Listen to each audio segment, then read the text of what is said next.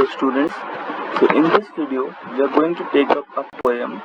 Its title is The Last Bargain.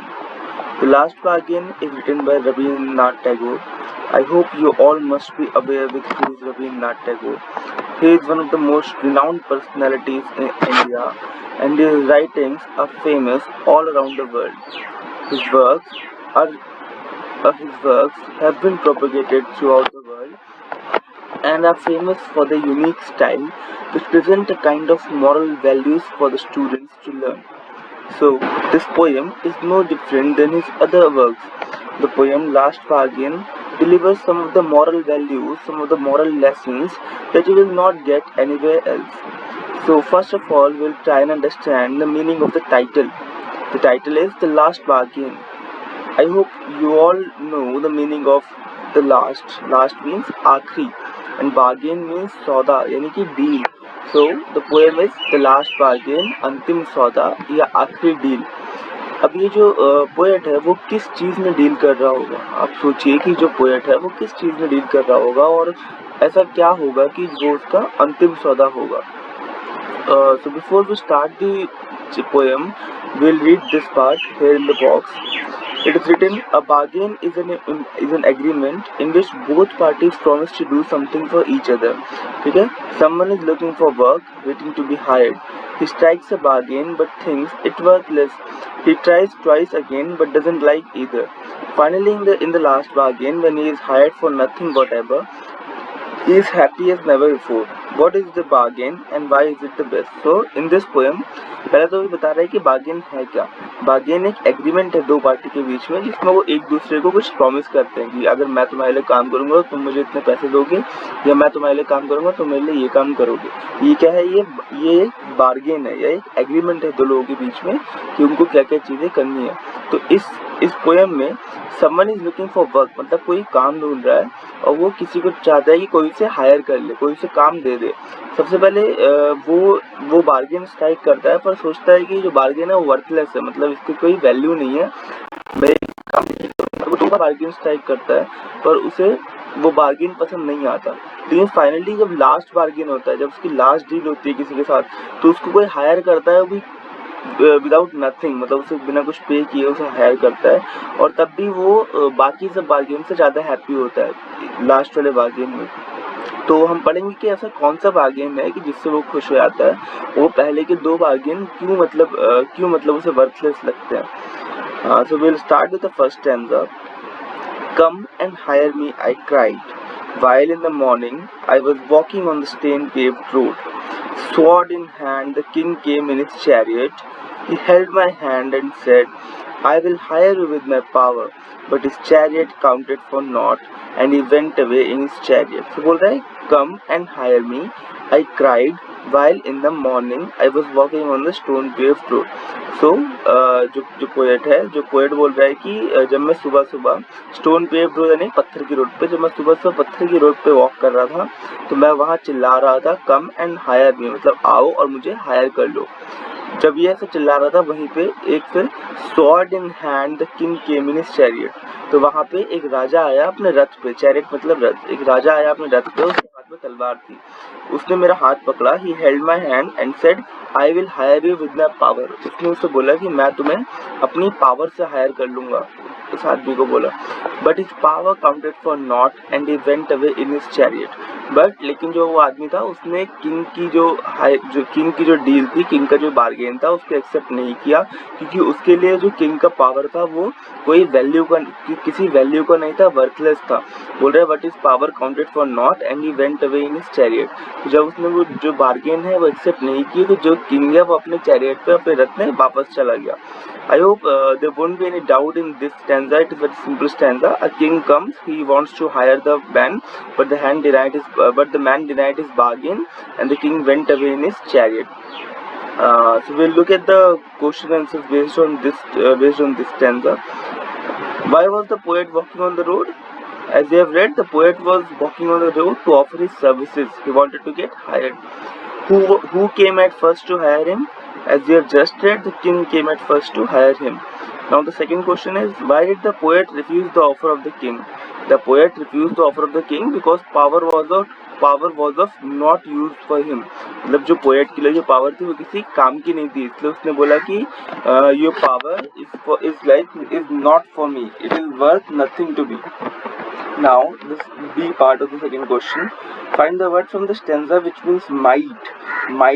We have to find the synonymous of might. The synonym of might is power, right? Now we'll read the second stanza. In the heat of the midday, the houses stood with shut doors. I wandered along the crooked lane. An old man came out with his bag of gold. He pondered and said, I will hire you with my money. He weighed his coins one by one, but I turned away. So he was walking on a midday. The poet was walking on a midday, and the houses stood with shut doors. मतलब आपने देखा होगा दोपहरों में generally क्या होता है, घरों के दरवाजे बंद होते हैं. तो वो बोल रहा है कि जब मैं दोपहर की गर्मी में जब मैं बाहर चल रहा था क्रिकेट लेन यानी पतली सड़कों में, मतलब पतली और मुड़ी हुई सड़कों में, जो टेढ़ी मेढ़ी सड़कों में, तो बोला जाता है कि मैं जो टेढ़ी मेढ़ी सड़कों पे घूम रहा था हायर होने के लिए, तभी एक ओल्ड मैन आया. उसके पास क्या था, एक बैग ऑफ गोल्ड था. Old man came out with this bag of gold.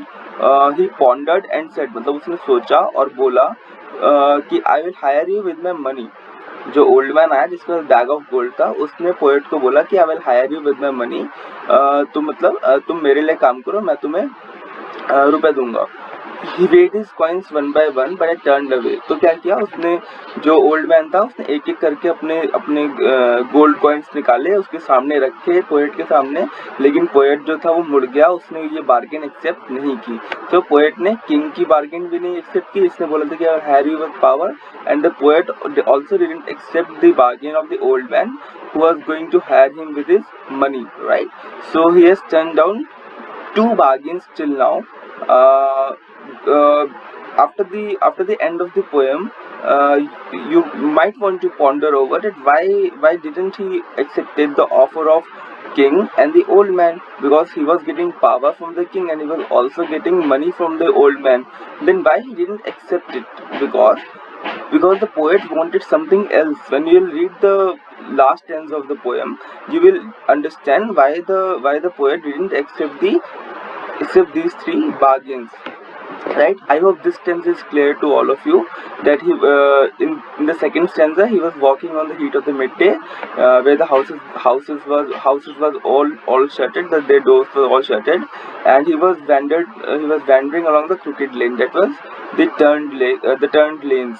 And then an old man came and he offered him to hire him with his money, but he refused the offer and the old man went away.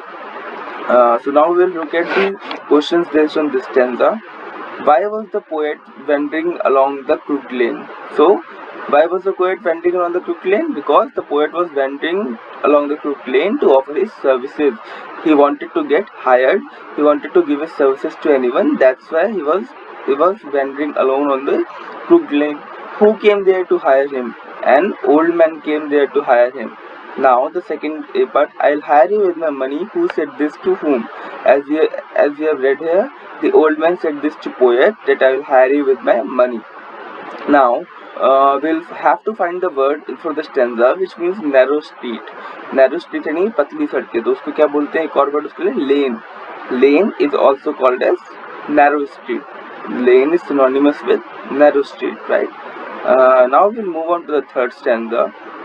It was evening, the garden hedge was all aflower. The fair maid came out and said, I will hire you with a smile. Her smile paled and melted into tears, and she went back alone into the dark. So now it is evening. In the previous stanza it was afternoon, and in the first stanza it was morning. Now it is evening. So it was evening. The garden hedge was all aflower. Garden hedge मतलब कि garden के जो fence होती है, जो मतलब shrubs अगर होते हैं ना, पत्तों से जो पूरी एक बाउंड्री बनाते हैं, या पेड़ों से जो पूरी बाउंड्री बनाते हैं गार्डन की, बोल रहे गार्डन के चारों ओर फ्लावर जो थे वो खिले हुए थे. इवनिंग का टाइम था, गार्डन के चारों ओर फ्लावर खिले हुए थे. वहाँ से the fair made came out and said, मतलब कि एक खूबसूरत मेड जो है, जो गार्डन में काम करती होगी, वो आई, उसने बोला कि I will hire you with a smile, मतलब मैं तुम्हें अपनी स्माइल से हायर करूंगी, तुम मुझे अपनी सर्विसेज ऑफर करो, मैं तुम्हें अपनी स्माइल दूंगी। तो क्या होता है कि जो पोएट है वो उसका बार्गेन भी एक्सेप्ट नहीं करता। Her smile पेल्ड and melted into tears, मतलब जो उसकी स्माइल थी वो धीरे धीरे कम हो गई जब पोएट ने उसका बार्गेन एक्सेप्ट नहीं किया, और जो उसकी स्माइल थी वो किसमें, वो टीयर्स में बदल गई। And she went back alone into the dark.